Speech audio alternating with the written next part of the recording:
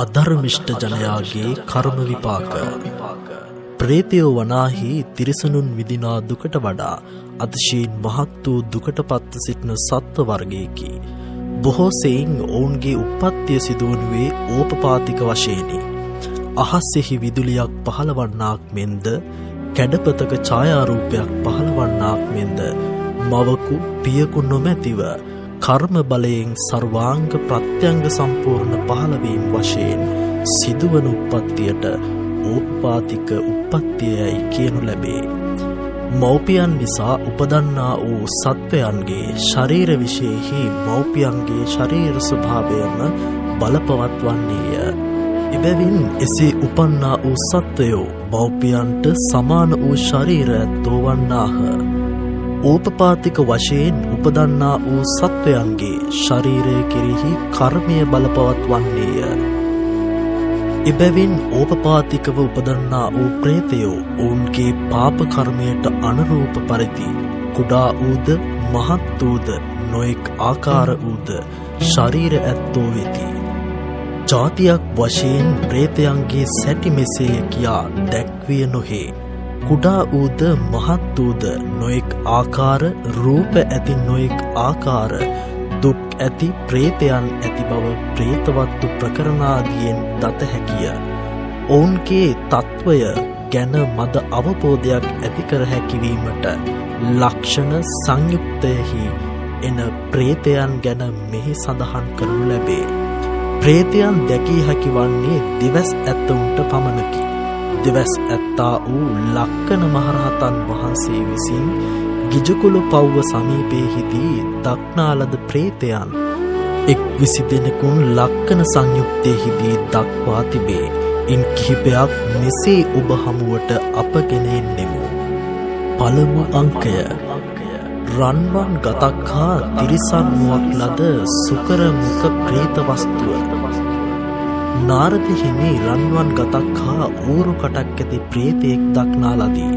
ඒ ප්‍රේතයාගේ పూర్ව කර්මය විමසා බැලූ විට හෙතෙම කාශ්‍යප බුදුසසුනේ භික්ෂුවක සිටියේදී කායික සංවරය ආරක්ෂා කළ පිණින් රන්වන් පාට සිරුරක් ඇත්තෙක් විය.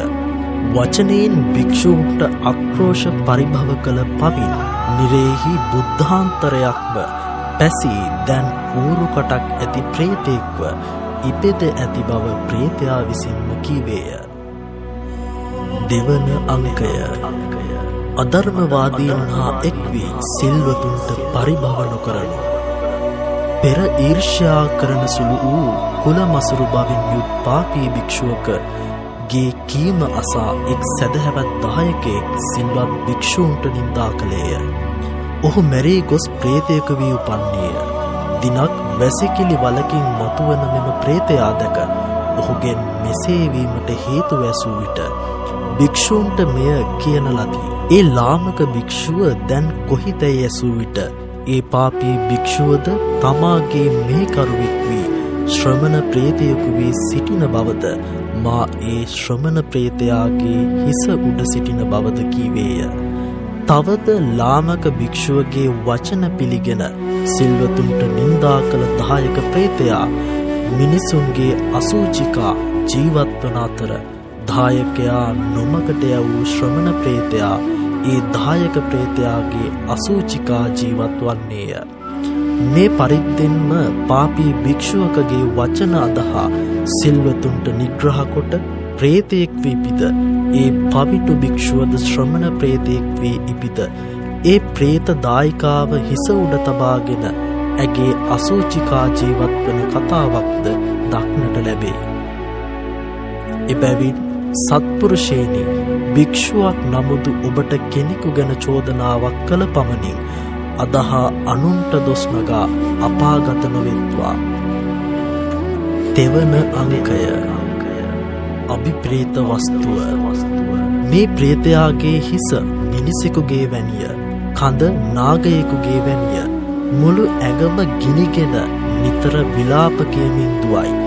මෙය ගිජකුළු පව්වේදී දුටු මුගලන් හිමි බුදුරජාණන් වහන්සේ හමු වී ඒ බව ප්‍රකාශ කොට ඔහුගේ పూర్ව කර්මය විචාලේය. බුදුරජාණන් වහන්සේ එය වදාළසේක. පෙර මොහු පන්සලක් අසල කුඹුරක් ඇති ගොවියකි.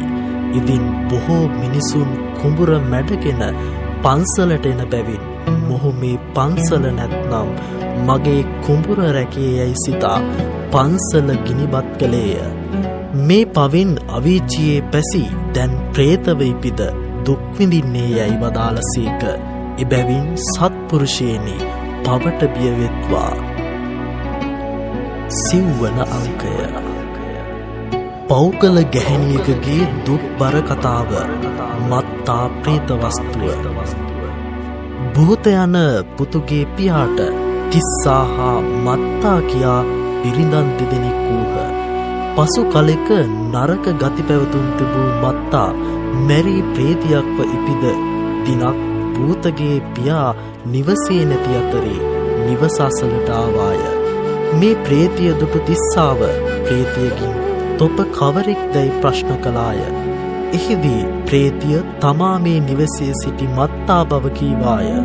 කුමන පවක් කොට ප්‍රේත ලෝකයේ උපන්නේ දැයි ඇසූ විට ප්‍රේතිය මෙසේ කීවාය.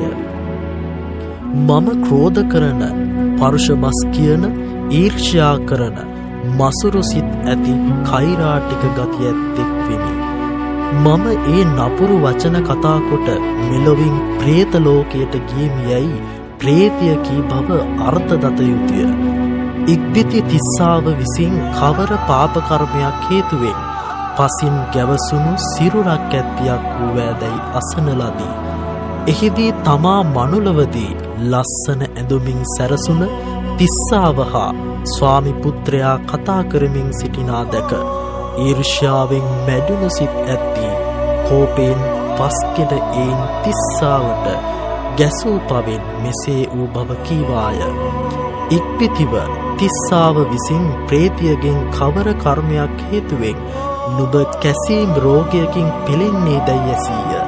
එහිදී ප්‍රේතිය මනුලව මත්තා නමින් සිටියදී කසඹිලියා ගෙඩි ගෙනවිත් තිස්සා තම ස්වාමියාගේ අනෙක් භාර්යාව නිදන යහනේ අතුරුවා වූ පාප කර්ම බලයෙන් මෙසේ වූ බව කීවාය.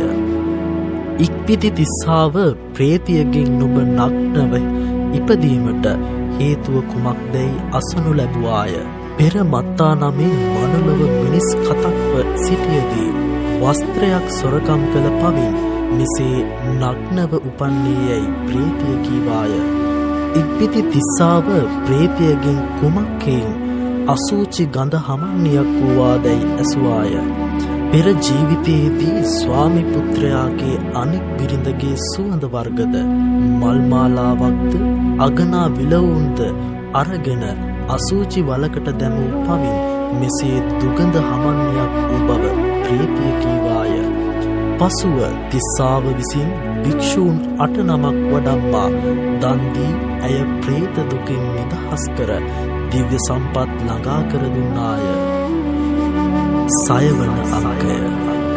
ඉන්දිකඩ තුඩක් පමණක් වූ මුඛයක් ඇති මහා සැලියක් පමණ බඩ ඇති සුවිමුඛය ප්‍රේත ලෝකය සහ 7 වන අංකය මගින් පර්වත තරම් විශාල ශරීර ඇති පබ්බතංග ප්‍රේත වස්තුව දැක්වේ.